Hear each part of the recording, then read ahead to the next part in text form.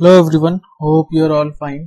आज जो है हम क्लास 8 का एक चैप्टर कर रहे हैं, चैप्टर 5। उसका एक पार्ट है चांस एंड प्रोबेबिलिटी। ठीक है, तो पहले हम देखते हैं क्या क्या है। मान लिया मैं यहाँ पे कुछ एग्जांपल लेता हूँ। अगर मेरे पास एक कॉइन है, मैं इसको टॉस करूँ तो क्या क्या आएगा? या तो हेड आएगा या टेल आएगा। ऐसा तो नहीं है कि सिक्का जो है ऐसे आएगा एकदम हेड इधर टेल इधर, तो या तो हेड ऊपर आएगा या टेल नीचे आएगा। ये दोनों हमारे चांसेस हैं कि ऐसा कुछ आ सकता है। मान लिया मैं अपना एग्जांपल लूं, मैं टॉप करने का, तो क्या होगा? या तो मैं टॉप करूंगा या मैं टॉप नहीं करूंगा, यही दोनों चांसेस होंगे। तीसरा तो कोई ऑप्शन नहीं है। बट यहाँ पे अगर इसी से रिलेटेड मैंने मान लिया कि मेरी क्लास में, मान लेते हैं छोटी सी क्लास है और यहाँ पे 5 बच्चे हैं, A B C D and E. तो अब मान लिया ये मैं हूं, ठीक है। अब मेरे टॉप करने के क्या क्या चांसेस है? अगर टोटल 5 है और मैं अपने टॉप करने की बात कर रहा हूं, तो ये होगा मतलब 20% चांस है कि मैं जो है टॉप करूंगा। अगर मान लिया 2 ही होते, ए और बी, तो या तो मैं टॉप करता या ये टॉप करता। उस केस में क्या कहते हैं, 50-50% चांसेस हैं कि दोनों में से कौन टॉप करेगा। तो ये यहाँ पे हम कुछ बात कर रहे हैं स्पेशली कि चांसेस क्या क्या है, और अभी हम इस पे करेंगे इसके बाद कि हमारा प्रोबेबिलिटी क्या है। एक हम जो है थोड़ा और बेटर एग्जाम्पल लेते हैं।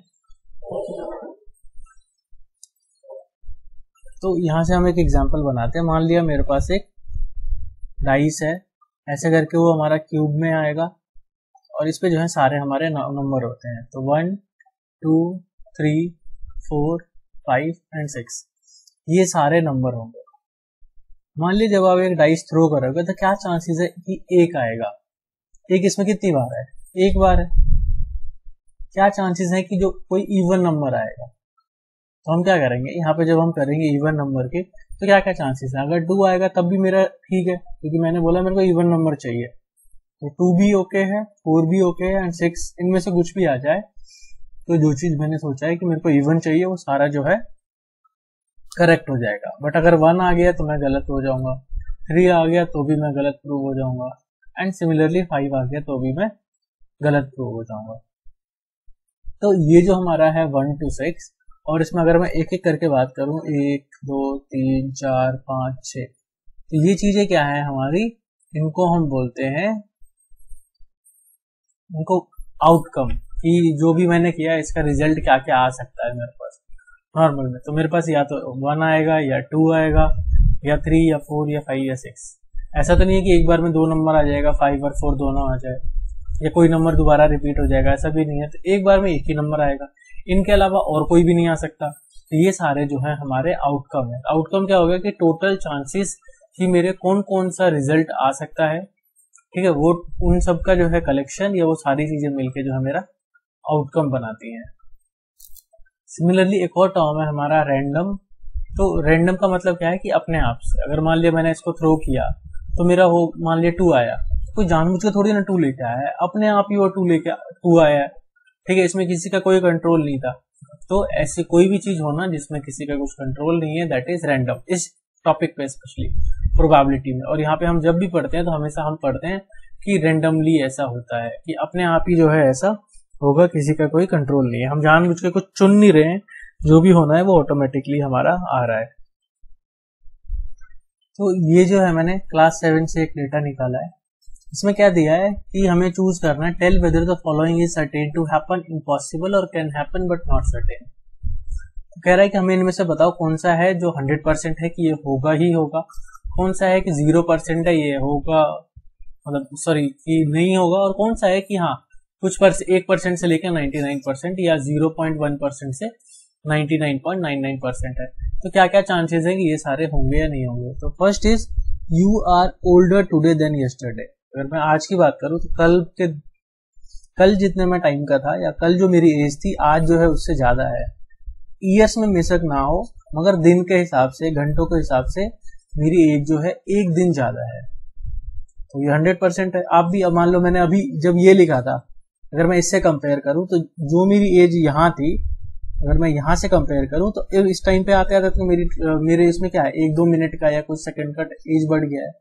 तो you are older than yesterday, कि आप जो है कल से ज्यादा एज के हो। तो यस, फर्स्ट जो है 100% है कि ऐसा सबके साथ होता है। जैसे जैसे टाइम बढ़ेगा हमारी एज बढ़ती जाएगी। A tossed coin will land heads up, कह रहे कि अगर हम एक कॉइन को टॉस करेंगे तो हेड आएगा। जरूरी थोड़ी ना हर बार हेड आएगा, टेल भी आ सकता है हमारा। तो हेड टेल दोनों के चांसेस हैं आने के, तो इसीलिए हम डेफिनेटली नहीं कह सकते, तो इसमें आ जाएगा can happen but not certain, ये चीज हो सकती है मगर पक्का नहीं है कि ऐसा ही होगा। Third is a die when tossed shall land up with 8 on top, कह रहे अगर हम एक इसको जो है पासे को फेंकेंगे तो इसमें 8 आएगा, तो इसमें नंबर ही 1 to 6 होता है, तो 8 कहां से आएगा? तो ये इम्पॉसिबल है कि ऐसा जो है वो होगा ही नहीं। तो हमें इसी टाइप से क्वेश्चंस यहाँ पे पढ़ने। अब हम आते हैं एक्सरसाइज पे अपने। ये जो है हमारा फर्स्ट क्वेश्चन है, list the outcome you can see in these experiment. मान लिया अगर हम ये एक्सपेरिमेंट करें, हम ऐसे करके इसको घुमा रहे हैं, कहाँ कहाँ पे हमारा जो है ये रुकने के चांसेस हैं, ठीक है, जो एरो है। तो अगर मैं स्पिनिंग ऑफ व्हील फर्स्ट है हमारा, अगर मैं इसको घुमाता हूं तो क्या होगा?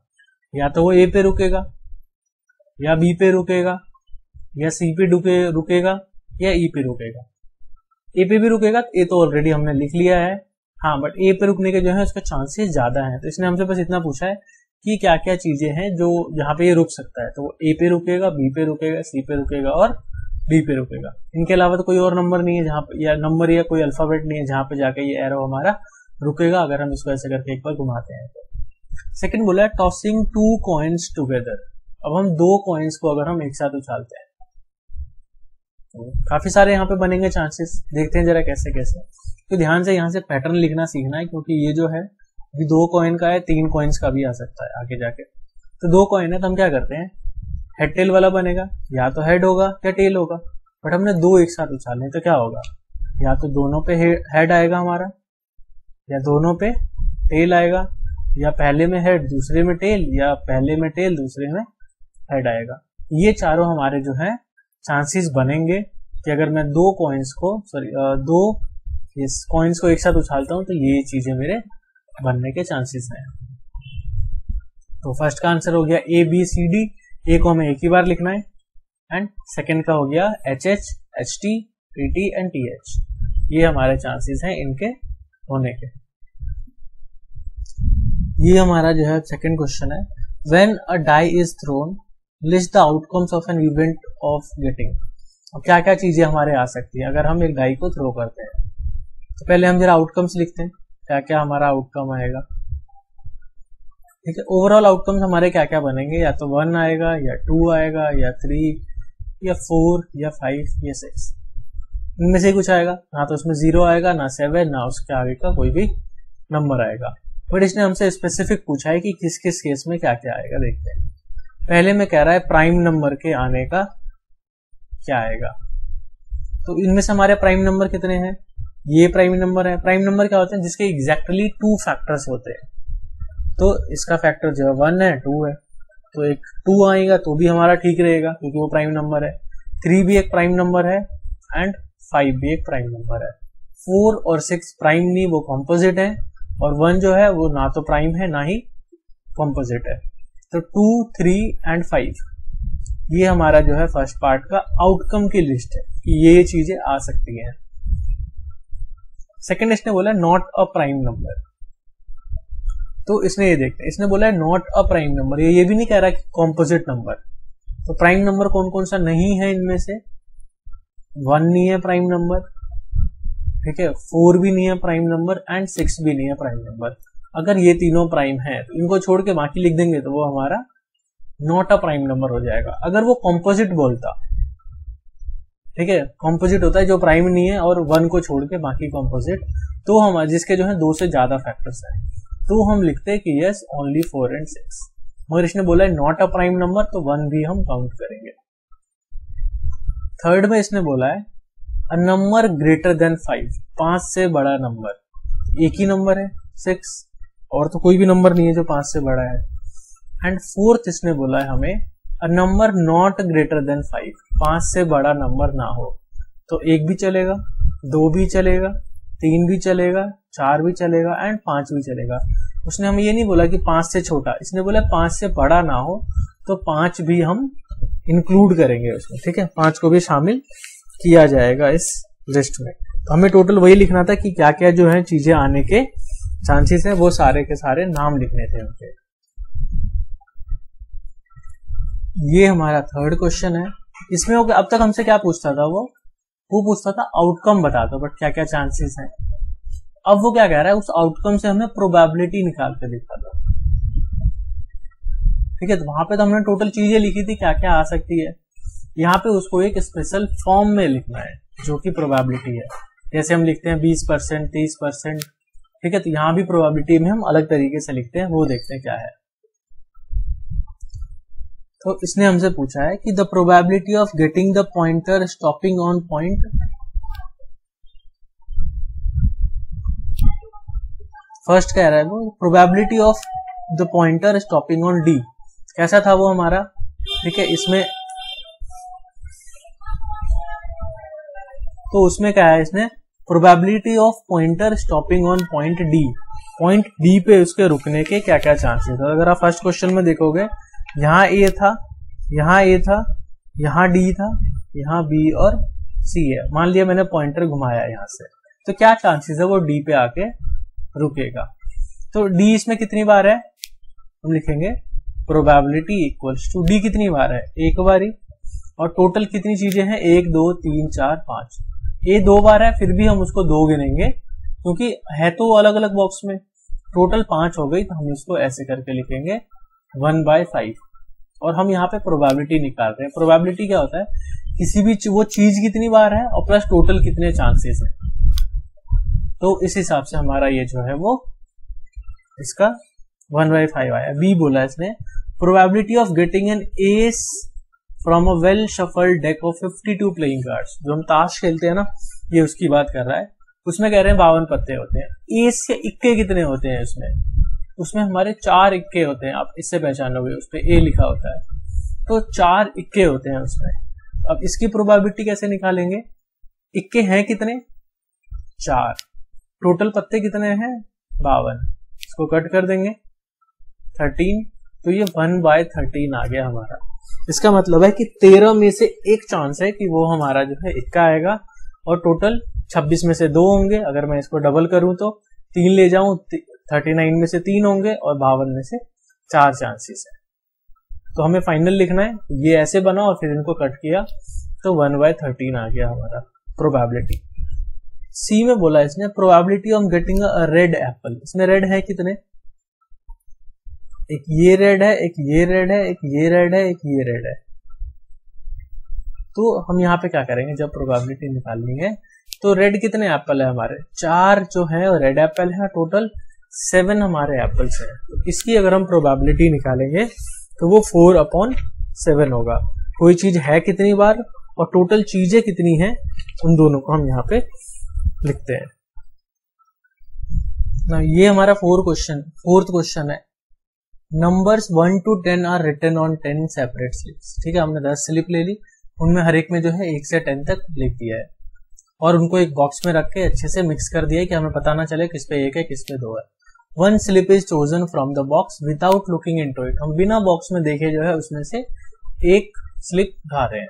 कह रहा है what is the probability of, क्या क्या चांसेस हैं अलग अलग चीजों के आने के। तो कह रहा है 6 आने के क्या चांस है। अगर हम पहले वाले का प्रोबेबिलिटी निकाल लिखे यहाँ पे, तो 6, हमें 6 से मतलब नहीं है, हमें मतलब है कि 6 है कितनी बार। इसके काउंट से हम ये नहीं लिख सकते कि 6/10, ये गलत हो जाएगा। हमें 6 है कितनी बार, एक बार। टोटल कितनी चीजें हैं, 10। तो हमें 10 में से एक पर्ची अगर आ जाए तो हम जो चाह रहे हैं वो पूरी हो जाएगी। ठीक है, दोबारा 6 तो है ही नहीं उसमें, तो इसीलिए 1/10 आएगा। हमें 6 से मतलब नहीं है, इसके काउंट से मतलब है कि एक्चुअली ये चीज है कितनी बार। Second part is getting a number less than 6। कह रहा है अगर वो 6 से कम की बात करें हम, तो हम देखते हैं वो किस किस की बात कर रहा है। 6 से कम बोला है, तो अगर हमारा 1 आ जाए, 2 आ जाए, 3 आ जाए, 4 आ जाए या 5 आ जाए, इनमें से अगर हमारा कुछ भी आता है तो क्या होगा, हम जो करना चाह रहे हैं वो सही हो जाएगा। हमें क्या कह रहा, मान लिया हमने शर्त लगाया कि 6 से कम आएगा, अगर 1 आया तो भी मैं जीतूंगा, 2 आएगा तो भी जीतूंगा, 3 आएगा, 4 आए या 5 आए तो मैं जो है हर केस में जीत जाऊंगा। लेस देन 6 बोला है, अगर 6 आएगा तो मैं हारूंगा, 7, 8, 9, 10 कुछ भी आ गया तो मैं नहीं जीतूंगा उस शर्त को। तो मुझे क्या चाहिए, 1 से 5 तक चाहिए। तो प्रोबेबिलिटी कैसे निकालेंगे, 5 नंबर चाहिए मुझे, ठीक है। इनको ना जोड़ना है ना सिंगल एक काउंट करेंगे, 1, 2, 3, 4, 5, टोटल 10 है। इनको काटेंगे तो 1/2 आ जाएगा। इसका मतलब 50% चांसेस है कि नंबर 6 से कम आएगा। थर्ड पार्ट, थर्ड में इसने बोला है अ नंबर ग्रेटर देन 6, 6 से ज्यादा। तो कौन कौन सा चलेगा, 7, 8, 9 और 10। अगर इनमें से कुछ भी आ जाए तो मेरा जो है काम बन जाएगा, मैं जीत जाऊंगा, क्योंकि मैंने बोला है कि 6 से ज्यादा आएगा। इस बार मैंने ये भी नहीं बोला कि 6 के बराबर आएगा, मैंने बोला है 6 से ज्यादा आएगा। इनकी प्रोबेबिलिटी क्या होगी, टोटल कितने नंबर हुए, 1, 2, 3, 4, तो 4, और टोटल कितने चांसेस हैं, 10।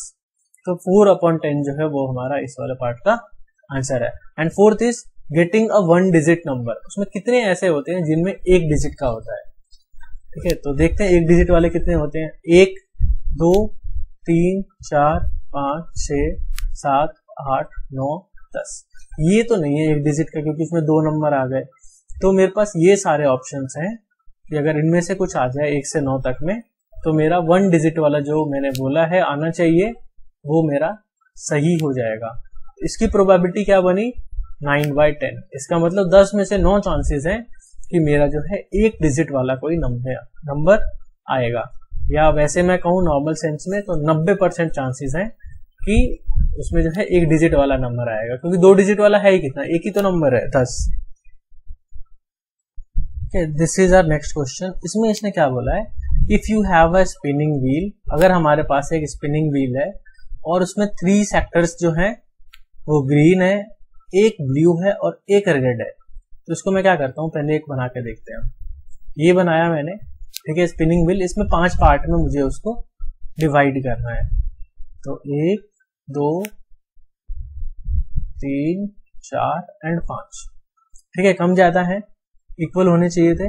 अब इसने क्या बोला, अगर मेरे पास 3 इसमें से जो है ग्रीन सेक्टर है, तो मान लिया एक ये ग्रीन है, एक ये ग्रीन है और एक ये ग्रीन है, एक मेरा ब्लू सेक्टर है और एक जो है वो मेरा रेड सेक्टर है, ठीक है। मैंने इनको कम कम भरा है ताकि हमें देखने में आसानी हो। पूरा भर देंगे तो बीच की लाइनें नहीं दिखेंगी, क्योंकि वो भी जो है वो ग्रीन है, ठीक है। अब इसने बोला what is the probability of getting a green sector. तो अगर मैं लिखूं प्रोबेबिलिटी, तो मैं ऐसे भी उसको लिख सकता हूं, आगे क्लासेस में आप ऐसे ही लिखोगे, probability of getting a green sector, या शॉर्ट में आप उसको ऐसे भी लिख सकते हो, PG इक्वल टू, ठीक है। तो क्या है, कितने चांसेस हैं कि ग्रीन हमारा आएगा, तो ग्रीन हो गया 1, 2, 3, तो 3 टोटल जो है 5 चांसेस हैं। तो मैं किसी भी तरीके से लिखूं, दोनों में से एक लिखना है आपको, आप ऐसे लिखोगे या ऐसे लिखोगे तो आपका आंसर आ गया कि ग्रीन सेक्टर जो है वो कितने हैं, 3, तो 3/5 आपका आंसर आ गया। सेकंड में कह रहा है probability of getting a non blue sector, ठीक है, जो ब्लू नहीं है उसका। कितने ऐसे हैं जो ब्लू नहीं है, उसके लिए मेरे पास ग्रीन है तो भी चलेगा, दूसरा ग्रीन है तो भी चलेगा, तीसरा ग्रीन आए तो भी चलेगा, या रेड आए तो भी चलेगा। मेरे को उसने बस बोला है ब्लू नहीं आना चाहिए मेरा, तो उसने बोला है नॉट ब्लू, तो मतलब कि मेरे पास 4 ऑप्शन है। तो probability of getting not blue, तो नॉट ब्लू का जो है कितने चांसेस हैं, 4, टोटल है 5। तो ये हो गया नॉट ब्लू का। इसमें अगर मान लिया मैं एक बार और अलग अलग से कुछ निकाल के दिखाऊं, अगर वो कहता मेरे को ब्लू का निकालना है तो क्या होता, 1/5। रेड का कहता तो 1/5। अगर वो रेड एंड ग्रीन का कहता यहां से यहां तक का, तो 4/5। जिसका वो हमें बोलेगा वहां तक का काउंट देख लेंगे, अपॉन में टोटल लिख देंगे, तो हमारे पास जो है उसकी प्रोबेबिलिटी आ जाएगी कि किसका क्या प्रोबेबिलिटी है। अब इसने नेक्स्ट में हमसे पूछा है क्वेश्चन नंबर में कि जो हमने क्वेश्चन नंबर 2 सॉल्व किया है ना, इनकी प्रोबेबिलिटीज बतानी है हमें। ये जो है मेरा क्वेश्चन नंबर 6 से रिलेटेड है। उसमें कह रहा है कि जो हमने क्वेश्चन नंबर 2 में सारे आउटकम लिखे थे ना, इनकी अब प्रोबेबिलिटी बता दो। इट मीन्स कि पहले मैं कह रहा है प्राइम नंबर की क्या प्रोबेबिलिटी है प्राइम नंबर के आने के। तो प्राइम नंबर हमने कितने लिखे थे, 3, 2, 3 और 5, काउंट से मतलब है। तो प्रोबेबिलिटी हो गई मेरी प्राइम नंबर की 3/2। 5। आप ऐसे भी लिख सकते हो या नॉर्मल जो है सेंटेंस में लिख सकते हैं probability of getting prime number. क्योंकि 3 नंबर है, सॉरी 3/6, टोटल जो है वो 6 है, ये कट के मेरा 1/2 आ जाएगा। सेकंड में इसने बोला है नॉट अ प्राइम नंबर, तो ये भी हमारे 3 थे, तो प्रोबेबिलिटी नॉट अ प्राइम, अगर मैं यहाँ पे ये चीज लिखूं तो इसके चांसेस भी मेरे 3/6 हैं और ये भी कट के 1/2 आ जाए, क्योंकि टोटल तो हमारे 3 है ये। थर्ड में बोला है अ नंबर ग्रेटर देन 5, क्या चांसेस हैं कि वो जो है हमारा 5 से ज्यादा आएगा। तो हमने लिखा था एक ही नंबर है 6, तो अगर मेरे को उसको प्रोबेबिलिटी लिखनी हो मैं डायरेक्टली भी लिख सकता हूँ p बराबर, या मैं ऐसे भी लिख सकता हूँ ब्रैकेट में 6 इक्वल टू, तो प्रोबेबिलिटी ऑफ 6 इक्वल टू 6 कितनी बार है, एक बार, और टोटल नंबर कितने हैं 6, तो इसका हो जाएगा 1/6। एंड लास्ट में इसने बोला था probability of getting a number not greater than 5, 5 से बड़ा नहीं होना चाहिए, तो हमने ये सारे लिखे थे सेकंड पार्ट में। तो टोटल नंबर कितने हो गए 5, और टोटल चांसेस हैं मेरे आने के 6, तो हम इसको 5/6 लिखेंगे कि हमारे पास जो है क्या क्या आने के, मतलब ग्रेटर देन 5 आने के क्या चांसेस हैं। तो हर 6 में से 5 बारी जो है वो 5 से कम ही आएगा, सॉरी नॉट ग्रेटर देन 5। तो ये हमारा जो है इस टाइप से ये वाला एक्सरसाइज है, तो आराम से प्रैक्टिस करना। कुछ एक्स्ट्रा क्वेश्चन चाहिए हो तो मेरे को वो भी बोल देना, ताकि जो है इस टॉपिक पे आसानी से और काफी अच्छे से प्रैक्टिस हो जाए।